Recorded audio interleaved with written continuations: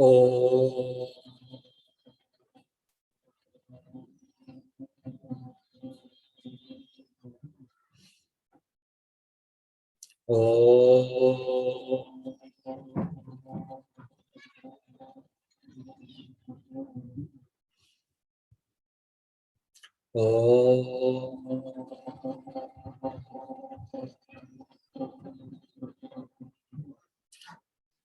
ओम सच्चिदानंद रूपाय विश्वोत्पत्त्यादिहेतवे तापत्रय विनाशाय श्रीकृष्णाय वयं नुमः। ओम शांति शांति शांति। देखें, आज हम लोग परम पूजनीय श्रीमद् भगवद गीता जी के द्वितीय अध्याय के श्लोक संख्या 47 से विचार प्रारंभ कर रहे हैं। कर्मण्येवाधिकारस्ते मा फलेषु कदाचन मा कर्मफल हेतुर्भूः मा ते संगोस्त्वकर्मणि। आज के समय में हम सब व्यवहार में अधिकार पर अधिक बल देते हैं। बहुत सारे लोग, सबकी बात मैं नहीं कह रहा हूं, और अपने कर्म पर कम बल देते हैं। हमें यह चाहिए, यह चाहिए, इतने प्रतिशत वेतन में वृद्धि होनी चाहिए, वेतन के साथ अमुक अमुक अधिक सुविधाएं चाहिए, और यदि वेतन वृद्धि सुविधाएं न मिलें तो हम हड़ताल करेंगे। अधिकार अधिकार अधिकार, हमें यह चाहिए, यह चाहिए, इतना हमारा अधिकार हुआ। लेकिन हम इस पर कम बल देते हैं कि हम अपने जो कर्तव्य कर्म हैं, उन कर्तव्य कर्मों का भी समय से समुचित प्रकार से निर्वाह करें, इस पर हम बल कम देते हैं। हम अर्थात सब लोग नहीं, हम में से कुछ लोग अथवा बहुत सारे लोग, जो भी कह लें। परंतु पवित्र गीता जी में कर्म पर बल दिया गया और अधिकार पर बल नहीं दिया गया। आराध्यवर जी वीर अर्जुन को बता रहे हैं कि हे अर्जुन, कर्मण्येवाधिकारस्ते, कर्म को करने में ही तुम्हारा अधिकार है। मा फलेषु कदाचन, जो रिजल्ट है, फल है, फल में तुम्हारा अधिकार नहीं है। लोक में, लोक व्यवहार में और परम पवित्र गीता जी के उपदेश में, दोनों में भिन्नता है। कर्म में ही तुम्हारा अधिकार है। कर्मण्येवाधिकारस्ते, फल किसके अधीन है? तो फल तो परब्रह्म परमात्मा इस संपूर्ण चर अचर विश्व ब्रह्मांड को बनाने वाले, बनाकर रखने वाले, और अंत में संपूर्ण चराचर सृष्टि को अपने में समाहित कर लेने वाले परमात्मा के अधीन है। अब एक प्रश्न, एक जिज्ञासा का भाव यहाँ यह उपस्थित होता है कि हम जो कुछ भी कर्म करते हैं, वे कर्म तो समाप्त हो जाते हैं। तो यदि कोई कर्म आज समाप्त हो गया, फिर वो कुछ समय बाद अथवा लंबे समय बाद वह कर्म अपना फल कैसे प्रदान करेगा? जैसे मान लें कि हम कोई यज्ञ कर रहे हैं, एक पुत्रिष्ट यज्ञ है, और पुत्रिष्ट यज्ञ कर रहे हैं, पुत्रिष्ट यज्ञ आज पूर्ण हो गया, तो पुत्रिष्ट यज्ञ तो पूर्ण हो गया ना, समाप्त हो गया। तो जब यज्ञ समाप्त हो गया तो कुछ समय बाद, लंबे समय बाद इसका फल कैसे मिलेगा? अथवा हम कोई भी कर्म जब कर रहे हैं और कर्म समाप्त हो गया तो उसका फल बाद में कैसे मिलेगा, अगले जन्म में कैसे मिलेगा, या कैसे? यह एक प्रश्न है, जिज्ञासा का भाव है। और यदि कर्म के समाप्त हो जाने पर फल की प्राप्ति होती हो, तो एक कुंभकार बंधु हैं जो घट आदि का निर्माण करते हैं, बनाते हैं घड़ा आदि। मान लिया जाए कि उनका शरीर शांत हो गया, तो उनका शरीर शांत हो गया तो उनको भी पुनः घट आदि का निर्माण का सामर्थ्य, उन्हें उनमें पुनः घट आदि के निर्माण का सामर्थ्य होना चाहिए। लेकिन घट आदि के निर्माण का सामर्थ्य नहीं रहता है। जिस दंड के सहयोग से मिट्टी के पात्रों की रचना की जाती है, मिट्टी के पात्र बनाए जाते हैं, वे दंड यदि नष्ट हो गए, टूट गए, तो भी फिर उस दंड के सहयोग से नए मिट्टी के बर्तन की रचना होनी चाहिए, नए मिट्टी के पात्रों की, बर्तनों की रचना होनी चाहिए, लेकिन ऐसा नहीं देखा जाता है। तो यह जानने का भाव स्वाभाविक है कि जो कर्म समाप्त हो गए, वे कर्म पुनः फल के हेतु कैसे बनते हैं। तो देखें, इसका उत्तर यह है कि जब सर्वशक्तिमान परमात्मा को साक्ष्य मान करके हम कर्म करते हैं, अथवा जो नास्तिक हैं, जो परम पिता परमेश्वर परब्रह्म परमात्मा भगवान कृष्ण जी के विषय में श्रद्धा और विश्वास नहीं धारण करते हैं, फिर भी परमात्मा हर जगह विद्यमान है। हम जो भी शुभ और अशुभ कर्म कर रहे हैं, हम प्राणी, हम मानव, आप महान परमात्मा भगवान कृष्ण जी परब्रह्म परमात्मा साक्षी भाव से सभी कर्मों को देख रहे हैं। तो आप दृष्टा हैं, साक्षी हैं। भले ही कर्म नष्ट हो गए, हमने जो कर्म किए वे समाप्त हो गए, लेकिन परमात्मा साक्षी भाव से देख रहे हैं, इसलिए वह फल देने वाले महान नियंता परमात्मा हर व्यक्ति को उसके शुभ कर्म के अनुसार शुभ फल और अशुभ कर्म के अनुसार अशुभ फल प्रदान करते हैं। परमात्मा कण कण में व्याप्त परमात्मा। तो आराध्यवर जी भी अर्जुन को कहा रहे हैं कि अर्जुन, फल के तुम अधिकारी हो, इस बात को मस्तिष्क से हटा दो। फल तो कण कण से लेकर के और विशालतम को नियंत्रित करने वाले परमात्मा के अधीन है। कर्मण्येवाधिकारस्ते मा फलेषु कदाचन।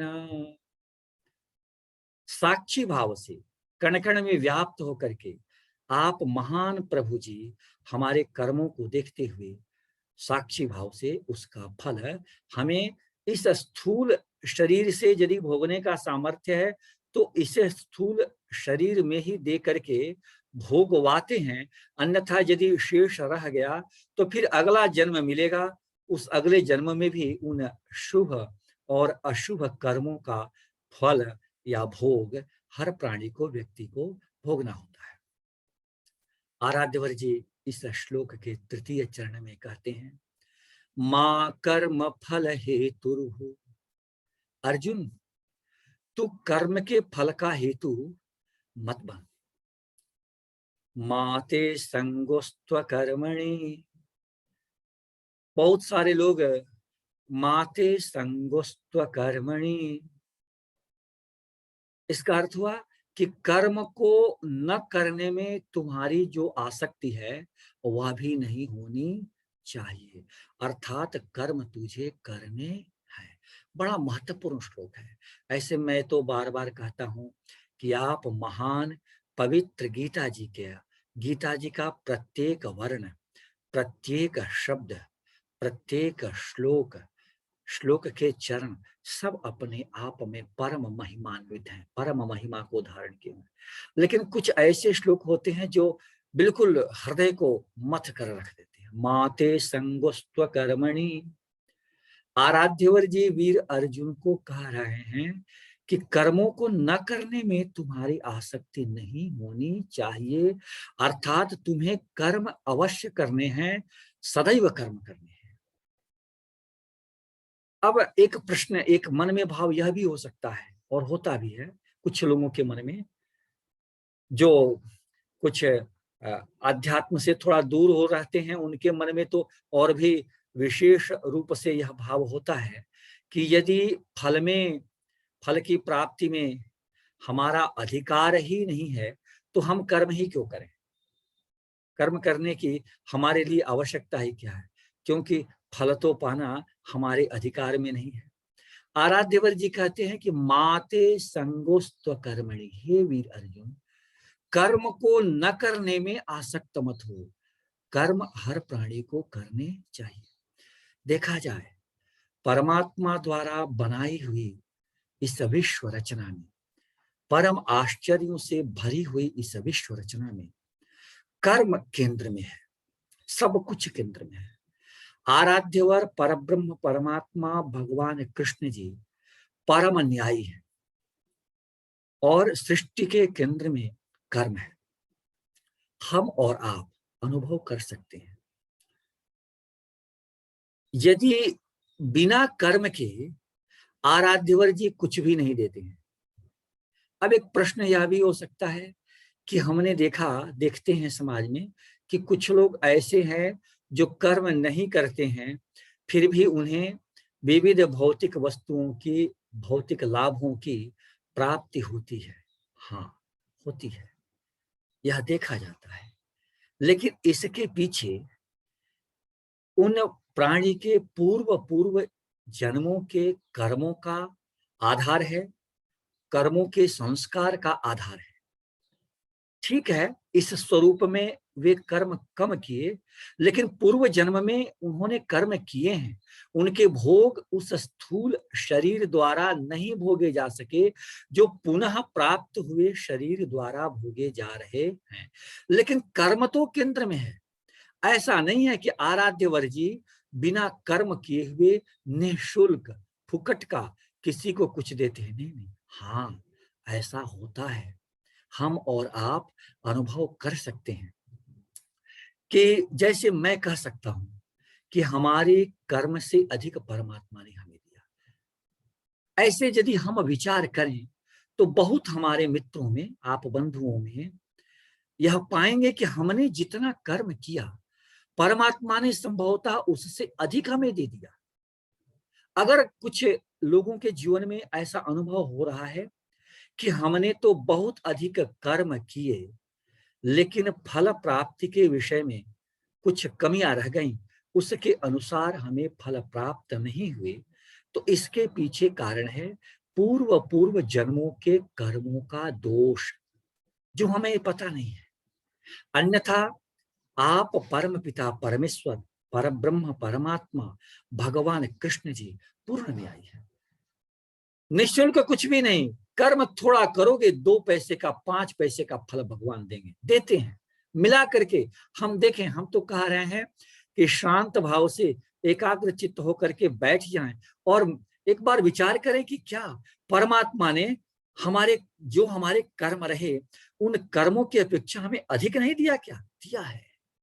माते संगोस्त्व कर्मणि, कर्म को न करने में हमारी आसक्ति न हो, अर्थात हमें कर्म अवश्य करना चाहिए।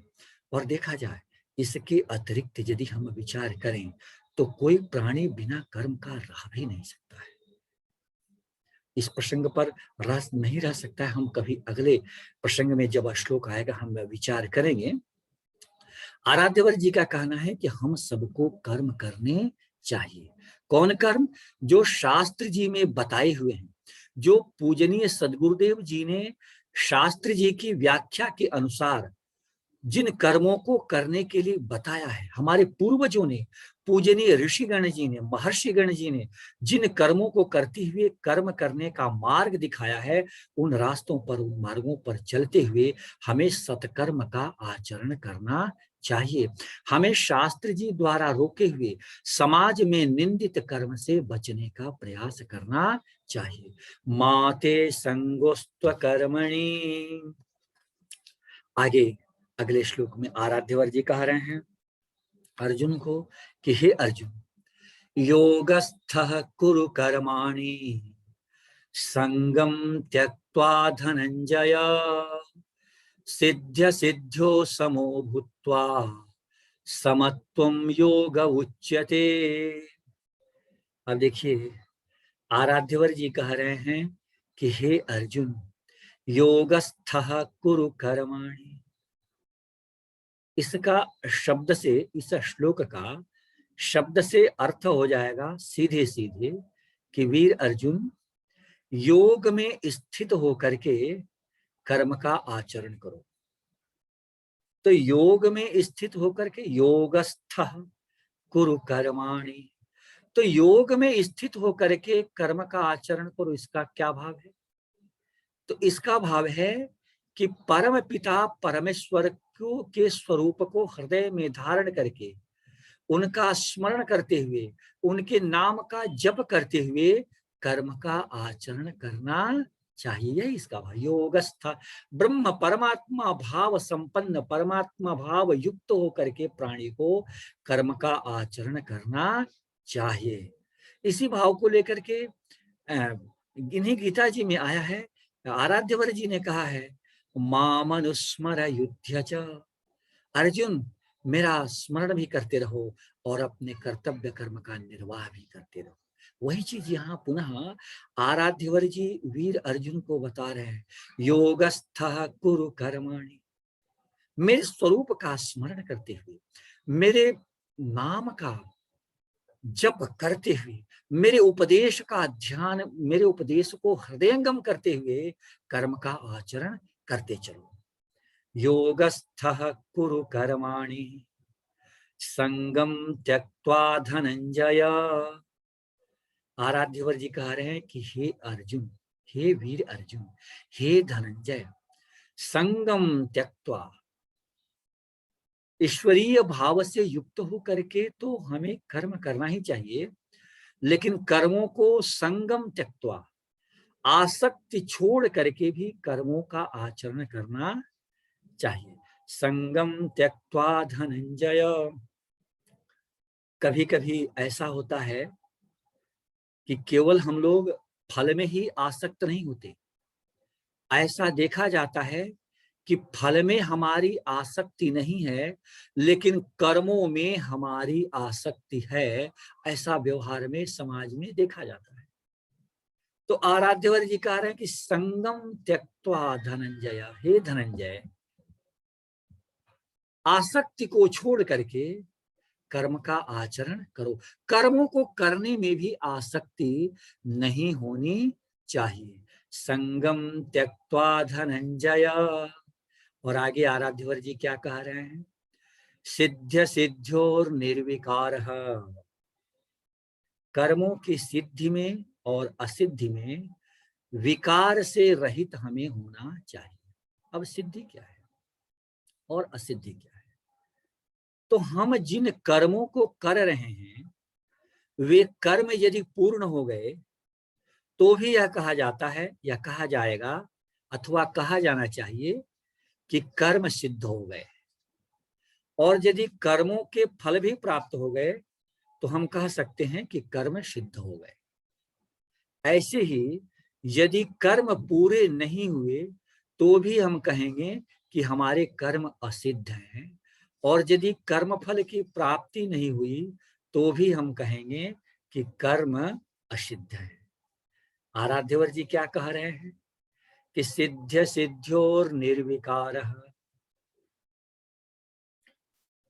सिद्ध सिद्ध्यो शमो भूत्वा समत्वम योग उच्यते। कर्मों की सिद्धि में और असिद्धि में हमें समभाव से रहना चाहिए, अर्थात कर्म पूर्ण हो गए और कर्म फल की प्राप्ति हो गई तो ऐसा नहीं है व्यवहार में कि हम अत्यंत हर्षित हो जाएं, और यदि कर्म पूरे नहीं हुए या कर्मफल पूरे नहीं हुए, कर्मफल की प्राप्ति नहीं हुई, तो ऐसा भी नहीं होना चाहिए कि हम शोक युक्त विषाद मुख वाले मुख को म्लान करते हुए बैठ जाए, अपितु हमें समभाव से जीवन को जीने का प्रयास करना चाहिए।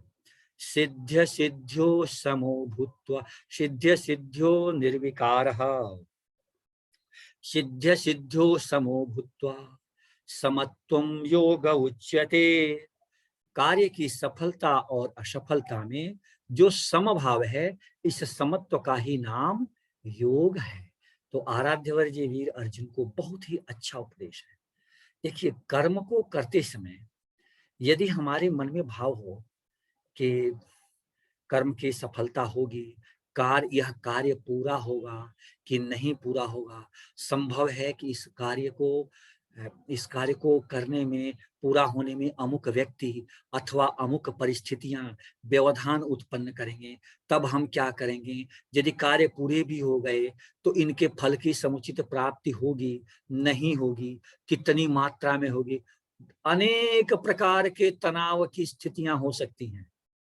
लेकिन यदि हमारा जीवन ऐसा हो कि कर्म हमारी पूजा है, सिद्धि और असिद्धि परमात्मा की कृपा है, उनकी इच्छा है, प्रभु जी द्वारा बनाई हुई इस न्यायपूर्ण व्यवस्था में जो भी विधान करेंगे, जैसा करेंगे उनका है, कर्म हमारी पूजा है और हमें कर्म करना है, तो कितना आनंदित होते हुए हम कर्म को कर सकते हैं। सिद्ध सिद्ध्यो समो भूत्वा समत्वम योग उच्यते। आगे आराध्यवर जी कह रहे हैं, क्या कह रहे हैं, दूरेण शवरम कर्म बुद्धि योगा धनंजय बुद्धौ शरणमन्विच्छ कृपणा फल हेतवः।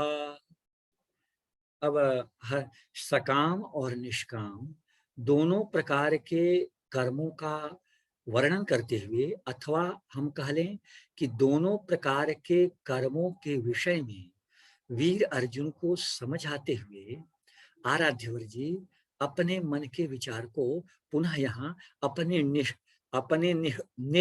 निष्कर्ष को आराध्यवर जी बता रहे हैं। क्या कह रहे हैं, दूरेण शवरम कर्म बुद्धि योगा धनंजय। हे धनंजय, हे वीर अर्जुन, बुद्धि योगा दूरेण शवरम कर्म बुद्धि योगा, बुद्धि योग की अपेक्षा सकाम कर्म छोटा है, निकृष्ट है। दूरेण ह्यवरम कर्म बुद्धि योगा। यह बुद्धि योग क्या है, तो देखा जाए बुद्धि योग से हम समझ सकते हैं सांख्य योग, बुद्धि योग से हम समझ सकते हैं ज्ञान योग, लेकिन प्रकरण यहां चल रहा है समत्व का, समत्वम योग उच्यते। तो इसका यहां भाव है बुद्धि योगात का कि समबुद्धि योग, यही इसका भाव है। सुख दुख में, सुख और दुख द्वंद्व की दोनों स्थितियों में हम समभाव रहे, ऐसा जो बुद्धि योग। फल की प्राप्ति और अप्राप्ति में हम समभाव रहे, ऐसा जो बुद्धि योग। गर्मी ठंडी इन दोनों के द्वंद्व की स्थिति में अथवा अन्य प्रकार के द्वंद्व की स्थिति में भी हम समभाव रहें, यही है समत्व बुद्धि योग।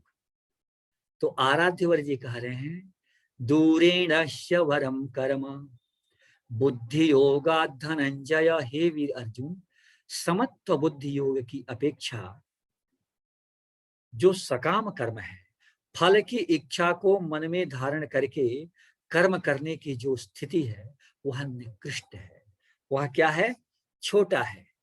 इसलिए आराध्यवर जी कह रहे हैं, बुद्धौ शरणमन्विच्छ, बुद्धि के शरण को ग्रहण करो, बुद्धि का आश्रय लो। बुद्धि का आश्रय लो, इसका भाव है कि समत्व बुद्धि के शरण में जाओ, और समत्व बुद्धि के शरण में जा करके बुद्धौ शरणमन्विच्छ कृपणा फल हेतवः, समत्व बुद्धि से युक्त हो करके कर्म का आचरण करो, कृपणा फल हेतवः। आराध्यवर जी कह रहे हैं कि जो फल को हृदय में रख करके कि अमुक फल मिलेगा, इस कर्म से अमुक फल मिलेगा, ऐसे फल के भाव को हृदयंगम करके हृदय में रख करके यदि हम कर्म का आचरण कर रहे हैं तो इसकी परिणति क्या है, कृपणा, वे दीन है, दीनहीन है, कृपणा फल हेतवः। आराध्यवर जी ऐसे कर्म करने वालों के प्रति प्रसन्नता का अनुभव, प्रसन्नता को प्रकट नहीं कर रहे हैं, कह रहे हैं कि ऐसे लोग दीन हैं, कृपणा फल हेतवः। अब यहां देखा जाए कि हमारे शास्त्र जी में कहा गया है, और यह सत्य तथ्य भी है, कि बिना ज्ञान के कर्मों का क्षय संभव नहीं है, और बिना कर्मों के क्षय से, बिना कर्मों के नाश के जीवात्मा को मुक्ति भी संभव नहीं है। लेकिन यहाँ आराध्यवर जी जो उपदेश दे रहे हैं उसमें है समत्व बुद्धि योग। समत्व बुद्धि योग, मैं पुनः इसके भाव को एक बार रखना चाहूंगा कि समत्व बुद्धि योग के दो मुख्य सूत्र हैं। एक पहला कि कर्म करते समय या कर्म से खाली रहते समय भी प्रभु जी का स्मरण करें, उनके नाम का स्मरण करें, अपने को परमात्मा से, उनकी भाव लीलाओं से, उनके स्वरूप से स्वयं को जोड़ दें। और दूसरा, परिस्थितियां चाहे जैसी हों, समत्व भाव में स्थित रहे, समत्वम योग उच्यते। तो ये तो समत्व को योग कह रहे हैं, और बिना ज्ञान के कर्मों का क्षय संभव नहीं है। तो ऐसी स्थिति में क्या हो, तो ऐसी स्थिति में समत्व बुद्धि योग के विषय में परब्रह्म परमात्मा आराध्यवर कृष्ण जी बता रहे हैं कि देखो अर्जुन, आगे गीता जी में बताएंगे कि जब साधक व्यक्ति समत्व बुद्धि योग के साथ जीवन को जीने लगते हैं तो भगवान की अहेतुक कृपा से, परमात्मा की अहेतुक कृपा से ऐसी स्थिति बन जाती है कि उनके हृदय में ज्ञान का उदय होने लगता है, साधना के साथ साथ, कर्मों के आचरण के साथ साथ। और जब ज्ञान का उदय होने लगेगा तो फिर वह व्यक्ति, वह साधक कर्मों के नाश को करने में समर्थ हो जाते हैं। ये आगे के श्लोक में आराध्यवर जी कहा है, वो श्लोक है, नहीं ज्ञानेन सदृशम पवित्रमिह विद्यते तत्स्वयं योग संसिद्धा। देखिए तृतीय चरण इस श्लोक का, तत्स्वयं योग संसिद्धा। जब आप मानव, आप महान व्यक्ति समत्व बुद्धि योग से युक्त होकर के कर्म का आचरण करते हैं, तत् स्वयं योग संसिद्धा, भगवान की अहेतुक कृपा से तत्स्वयं योग संसिद्धः कालेनात्मनि विन्दति। उन साधक के, उन कर्मयोगी के हृदय में समय के साथ कालेनात्मनि विन्दति, उनके हृदय में ज्ञान का उदय होने लगता है। और जब ज्ञान का उदय हो जाएगा तो कर्मों का नाश स्वयं हो जाता है। तो आराध्यवर जी कह रहे हैं वीर अर्जुन को कि हे अर्जुन, समत्व बुद्धि योग का आश्रय लेकर के अपने कर्मों का आचरण करना चाहिए। आज के प्रसंग में परम पवित्र श्रीमद् भगवद गीता जी के इस विमर्श में, विचार में, समत्व बुद्धि योग जो निष्काम कर्म योग का स्वरूप है, का ही स्वरूप है, उस पर विचार के, उस पर जो विचार कर रहे हैं उसको विश्रांति देते हैं। अगली चर्चा उन प्रभुवर जी की, महान प्रभुवर जी, परम परम महान प्रभुवर जी की कृपा से अगली चर्चा में करेंगे। ओम पूर्णमदः पूर्णमिदं पूर्णात् पूर्णमुदच्यते पूर्णस्य पूर्णमादाय पूर्णमेवावशिष्यते। ओम शांति शांति शांति।